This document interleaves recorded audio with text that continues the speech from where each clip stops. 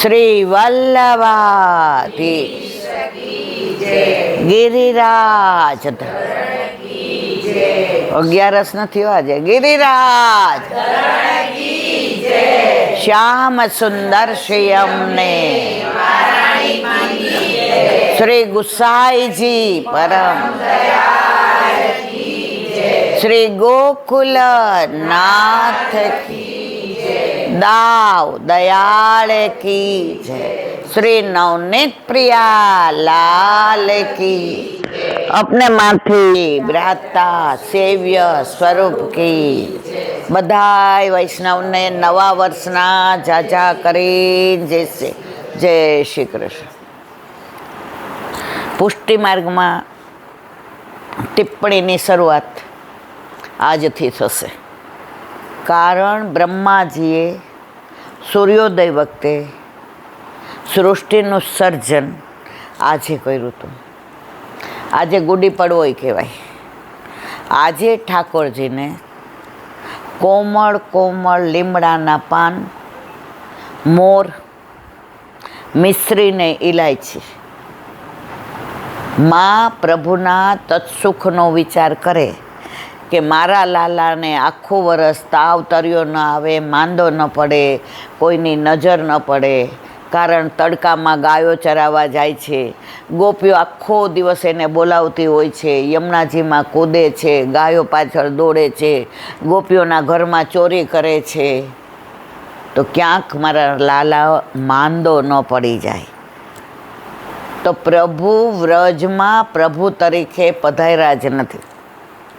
વ્રજમાં ઠાકોરજી લાલો, યશોદાજીનો લાલો, સખાઓનો સખો, સખીઓનો મિત્ર, રાધાજીનો પ્રિયતમ, વ્રજવાસીનો સર્વસ્વ, યમુનાજી ચતુર્થપ્રિયા અને ગિરિરાજની કંદરાનો રાજા, ગાયોનો ગોવાળ, બછડાનો વાલો, એવા ઠાકોરજી વ્રજમાં. એક જ મિનિટ. તો પ્રભુ વ્રજમાં 11 વર્ષ ને 52 દિવસ રહ્યા. એ પ્રભુ તરીકે રહ્યા જ નથી, ભગવાન તરીકે રહ્યા જ નથી. એનું પ્રગટ પ્રમાણે કે જ્યારે મથુરાની જેલમાં ઠાકોરજી ચત્રભુજ સ્વરૂપે પ્રગટ થયા, ત્યારે દેવકીજીએ કહ્યું કે હું આને નથી ઓળખતી, મારે તો લાલો જોઈએ છે. અને ઠાકોરજી દ્વિભુજ થયા અને પોતે જ કહ્યું, બાવા મને ગોકુળમાં નંદ બાવાને ત્યાં મૂકી જાઓ. અહીંયા કંસ મારે જે લીલા કરવી છે એમાં નડતર રૂપ થશે. તો વસુદેવજી ટોપલામાં લઈને નીકળ્યા. યમુનાજી ભરપૂર હતા, કારણ કે હૈયામાં હરખ નહોતો માતો. પ્રભુના સૌથી પહેલાં ચરણ સ્પર્શ કોણે કર્યા? યમુનાજીએ. યમુનાજી ભરપૂર હતા, હરખ હતો. હવે જેવા વસુદેવજી આવ્યા તો વિચાર કરવા માંડ્યા કે સામે પાર જાવું કેમ.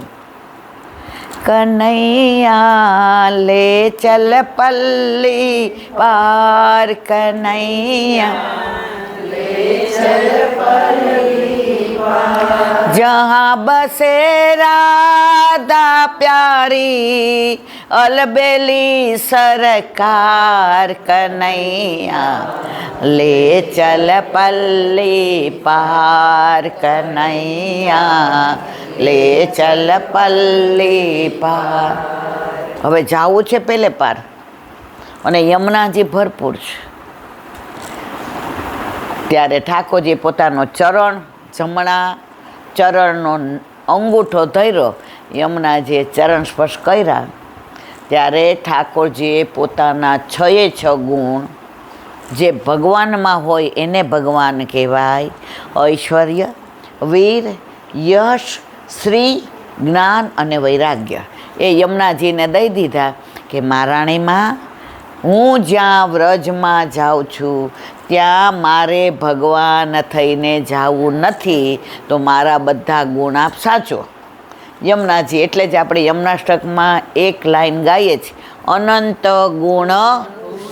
એ કયા અનંત ગુણ? જે ઠાકોરજીએ પધરાવ્યા હતા તે. અને પાછા જ્યારે અક્રૂરજી લઈને આવે છે ત્યારે યમુનાજીમાં સ્નાન કરવા જાય છે, ત્યારે પાછા એ બધા ગુણ ઠાકોરજીમાં પધરાવી દે છે. એટલે પાછા મથુરામાં આવે છે ત્યારે ઠાકોરજી લાલો નથી રહેતા, મથુરાધીશ થઈને આવે છે. દ્વારકામાં દ્વારકાધીશ થઈને આવે છે. અહીંયા વ્રજમાં કોઈ ઠાકોરજીને કહે છે કે તું ભગવાન છો? ગોપીઓ કે અહીંયા આવ, તારે અમારે માખણ ખાવું છે? હા. તારે છાશ પીવી છે? હા. તો જો આ ચોકી છે ને વાં મૂક્યો. ઠાકોરજી ઠગુક ઠગુક જાય. એ કે હવે તો દે. તો કે ચલો નાચ કે દિખાવો. તો ઠાકોરજી તા તા થઈ થઈ રી જરી કાય, મુકુટ લટક અટકી મન માય, નાચે. હવે તારે છાશ જોઈએ છે વધુ? તો ચલો બતાવો તારું નાક ક્યાં છે, તારા કાન ક્યાં છે? તો ગોપીના પકડી લે છે કે લે, અને કાન પટ્ટી કરાવે છે. તો વ્રજમાં ઠાકોરજીએ બાળ લીલા કરી છે, માખણ ચોરી લીલા કરી છે, ગાયો ચરાવી છે, નૌકા વિહાર લીલા કરી છે, પનિહારી લીલા કરી છે, વિવાહ ખેલની લીલા કરી છે, દાન લીલા કરી છે, સાંકડી ખોરમાં, બંસી બટમાં બંસી લીલા કરી છે, ચંદ્ર સરોવરમાં રાસ લીલા કરી છે, ગુલાલ કુંડ પર હોરી લીલા કરી છે, અને યશોદાજીની ગોદમાં બ્રહ્માંડ લીલા કરી. યશોદાજીને શું બતાવ્યું મોઢામાં? તો અહીંયા ક્યાંય તમને ભગવાન દેખાણા? એટલે વલ્લભે કહ્યું છે 16 ગ્રંથની ચતુશ્લોકીમાં, સર્વદા સર્વભાવે ન ભજનીયો. મથુરાધીશ કીધું, દ્વારકાધીશ કયું? શું કીધું? વ્રજાધીશ. વ્રજના લાલાની સેવા કરવાની છે. 11 વર્ષને 52 દિવસવાળાની સેવા કરવાની છે. આપણી સેવામાં ક્યાંય યુદ્ધ ન આવે, કંસ ન આવે, યાદવો ન આવે, ઠાકોરજી દ્વારકામાં દાન દેતા હતા એ ના આવે, ઠાકોરજી ભણવા ગયા એ ના આવે. આપણે તો આપણા ઠાકોરજીને દાન લીલા, માન લીલા, હોરી લીલા, ચોરી લીલા, પ્રેમ લીલા, રસ લીલા, રાસ લીલા, પનિહારી લીલા, નૌકા વિહાર લીલા, અન્નકૂટ લીલા, વિલાસ લીલા, ગણગોર ખબર સુધી હાલે, લીલા જ લીલા. એટલે વ્રજમાં જઈએ છીએ કેમ ગમે છે? બધી પ્રભુની લીલા સ્થળીના દર્શન કરીએ છીએ. હમણાં એક વૈષ્ણવ જઈને આવ્યા કે અમે ખાલી જારીજી ભરી આવ્યા, અમને કાંઈ સમજણ ન પડી. તો મેં તો ખાલી જારીજી ભર્યા એટલે કે ખાલી કર્યા ને પછી ભર્યા. મેં કીધું તમે ત્યાં ગયા હતા આપણે કરહલા? એ કે હા. મેં ત્યાં કોના બેઠક જઈશ? ઈલા બેન એવું ન પૂછો કે આ થોડું કે સ્કૂલ છે. મેં તો એમ નહીં મારા વાલા, તમે દર્શન કર્યા તો કોના બેઠક જઈશ? આમાં કેટલા ગયા જ કરહલા? કોના કોના બેઠક જઈશ?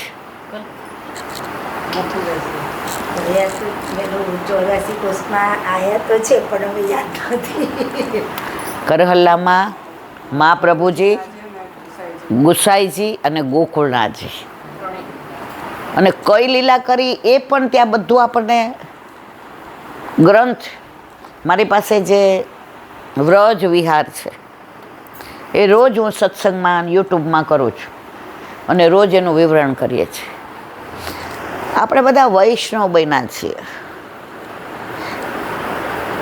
પણ ઓલા સ્કૂલમાં કેવું છે, એકડેથી 100 બોલી જાઓ એટલે આપણે બધા એકડ 1, બગડ 2, તગડ 3. પણ આપણને જ્યાં સુધી એનો ભાવ નથી ખબર ને ત્યાં સુધી આનંદ ના આવે. દર્શન કરવા જઈએ છીએ પણ પછી મને કે અમે ચરણ ચોકી ગયા હતા શ્યામઢાગમાં. મેં કીધું ચરણ ચોકી એટલે શું? એવી બધી અમને ખબર હોય થોડી? અરે આ તો બધી બધાને ખબર હોય. જે રિયલ વૈષ્ણવ છે, આજે આમાં ઘણાથી ફૂલ ઘરમાં જાય છે, ઘણા ટોકરીમાં જાય ને મારવાલા. આ બધી કાંઈ ખબર છે? લે દેવ ચોખા અને મેલ મારો. હવે ચરણ ચોકી એટલે શું?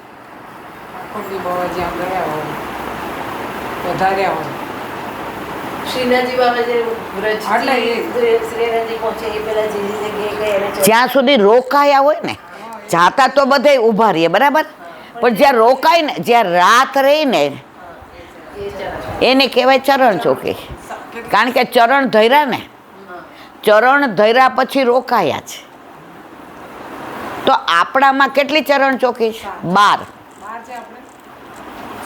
એ દલીલ પછી કરજો, કારણ કે હું ગ્રંથનું પ્રમાણ જ કહીશ.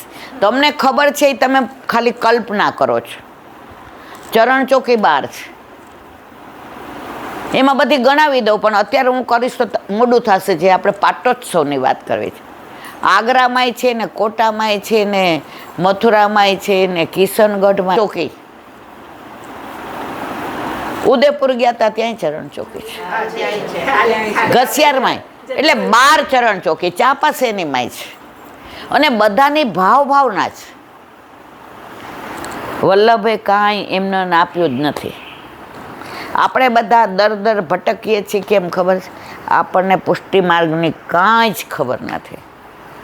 જ્યાં સુધી તમે બાલ મંદિરમાંથી આગળ ન આવો ત્યાં સુધી જ્ઞાન મળે જ નહીં. એ જ સ્કૂલ, એ જ ટીચર, એ જ જગ્યા, એ જ બેન્ચ અને એ જ બ્લેકબોર્ડ, એ જ રોજ એકડો. એકડામાંથી બગડા સુધી પહોંચશો ને, એકડેથી 10 સુધી. અમે નાના હતા ને તો મારી બા અમને ગૌડાવતી હતી. જે અનુલક્ષીને અત્યારનું નથી, પણ આવડા હોય ને તો એવું ગૌડાવે. એકડે એક શ્રીજી બાવાની લ્યો ટેક, મારા વૈષ્ણવ વ્રજમાં લીલા લેર છે. બગડે 2 શ્રીજી બાવાની બોલો જે, વાલા વૈષ્ણવ વ્રજમાં લીલા લેર છે. ત્રગડે 3 સામગ્રી ધરો મણ, વાલા વૈષ્ણવ વ્રજમાં લીલા લેર છે. ચોગડે 4 પુષ્ટિનો કરો પ્રચાર, વાલા વૈષ્ણવ વ્રજમાં લીલા લેર છે. 5 પુષ્ટિને નાવે આંચ, વાલા વૈષ્ણવ વ્રજમાં લીલા લેર છે.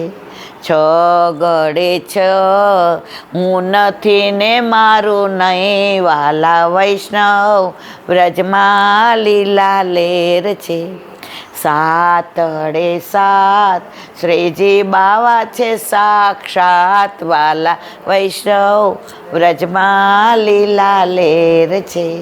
8 શ્રીજી બાવાનો જુઓ ઠાઠ, વાલા વૈષ્ણવ વ્રજમાં લીલા લેર છે. 9 આટલું કરો તો બહુ, મારા વૈષ્ણવ વ્રજમાં લીલા લેર છે.